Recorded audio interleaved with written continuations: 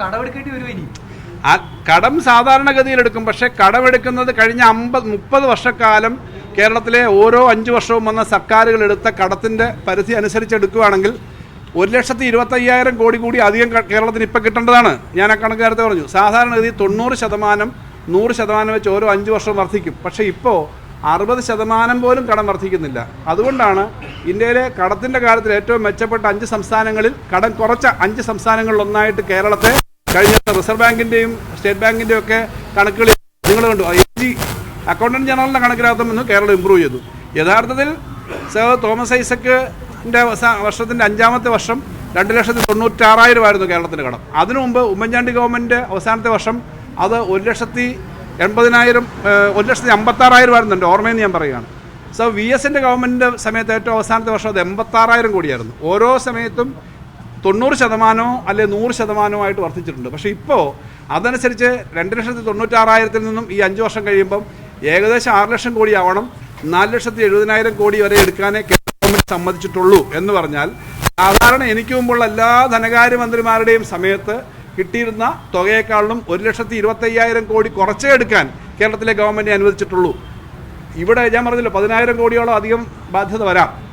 ആ ബാധ്യത വരുന്നത് പിന്നെ ഇത്രയും കടമെടുക്കാനുള്ള സമയത്ത് പോലും ആ കടം കിട്ടാതിരിക്കുന്ന അത് ചെയ്യണം. അതുകൊണ്ട് ബാധ്യതയൊന്നും അധികം വരില്ല, താങ്ങാൻ പറ്റാത്ത ബാധ്യത വരില്ല. കേരളം നല്ല സ്ട്രോങ് ആയിട്ട് പോകുന്നു എന്നുള്ളത് നിങ്ങൾക്ക് സന്തോഷമല്ലേ? കാരണം നിങ്ങൾക്കെല്ലാം പത്രങ്ങൾക്കുൾപ്പെടെ മീഡിയയ്ക്കുൾപ്പെടെ ശക്തമായിട്ടൊരു അന്തരീക്ഷം ഉണ്ടാകുന്ന സാഹചര്യം. അതുകൊണ്ടാണ് ഞാൻ ആത്മവിശ്വാസത്തോടെ പറയുന്നത്. ഞാൻ പറഞ്ഞു തെരഞ്ഞെടുപ്പ് ഏത് സമയം 2-ാം നിമിഷം പ്രഖ്യാപിക്കാൻ പോകുന്നത് സാധാരണ സഭയിലോ അല്ലെങ്കിൽ ബജറ്റിലോ പറയാനുള്ളത് ഇപ്പോൾ പറഞ്ഞൊരു ടൈമിംഗ് ഒരു പ്രശ്നം അത് ഇലക്ഷൻ മുന്നിലുള്ള ആരോപണം വന്നാൽ അല്ല, അത് നിങ്ങൾക്ക് അങ്ങനെ പറയാം.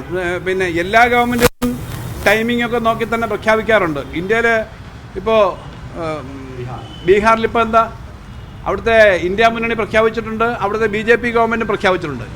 ഒരു കാര്യം ഞാൻ പറയാം, മഹാരാഷ്ട്രയിലും കർണാടകത്തിൽ കഴിഞ്ഞ സമയത്ത് അവർ പ്രഖ്യാപിച്ചല്ലോ. അതൊക്കെ തെരഞ്ഞെടുപ്പിന് മുമ്പിലാണ്. ഞങ്ങൾ പഞ്ചായത്ത് തെരഞ്ഞെടുപ്പ് മാത്രമല്ല, പഞ്ചായത്ത് തെരഞ്ഞെടുപ്പിന് ഇത്രയും പറയേണ്ട കാര്യമില്ലല്ലോ. പഞ്ചായത്തും അസംബ്ലി തെരഞ്ഞെടുപ്പും അടുത്തടുത്ത് വരികയാണ്.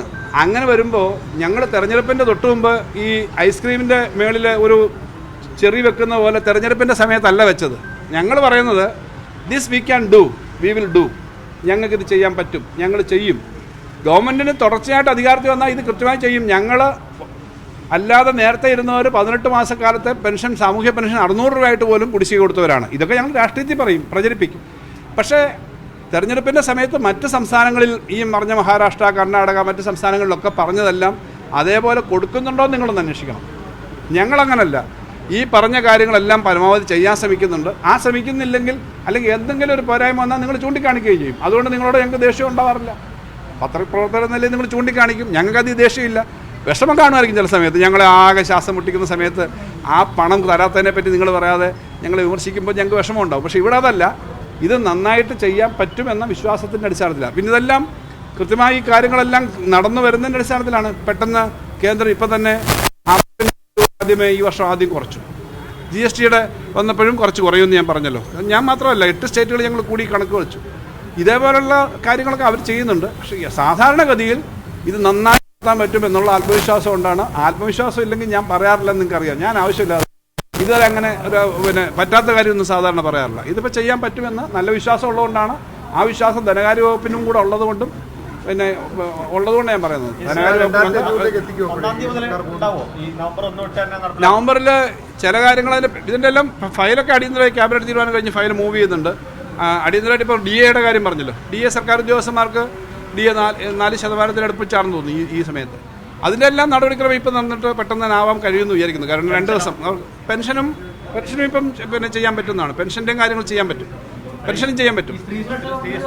അത് സംബന്ധിച്ചും അടിയന്തരമായിട്ട് അതിൻ്റെ കൃത്യമായൊരു മാനദണ്ഡമൊക്കെ ഉണ്ടാക്കിയിട്ടുണ്ട്. മറ്റു കാര്യങ്ങളും ആ മാനദണ്ഡം അതിൻ്റെ സിസ്റ്റം നടപ്പിലാക്കുന്നതിൻ്റെ ഒരു ചെറിയ സമയം വരും. കാരണം ഇത്രയേറെ ആളുകളുടെ ലിസ്റ്റൊക്കെ ആക്കി എടുക്കുന്നില്ല. അതിന് വേറെ തടസ്സമൊന്നുമില്ല. ഒരു ബ്രോഡായ മാനദണ്ഡമുണ്ട്, അതനുസരിച്ച് കാര്യങ്ങൾ ചെയ്യും.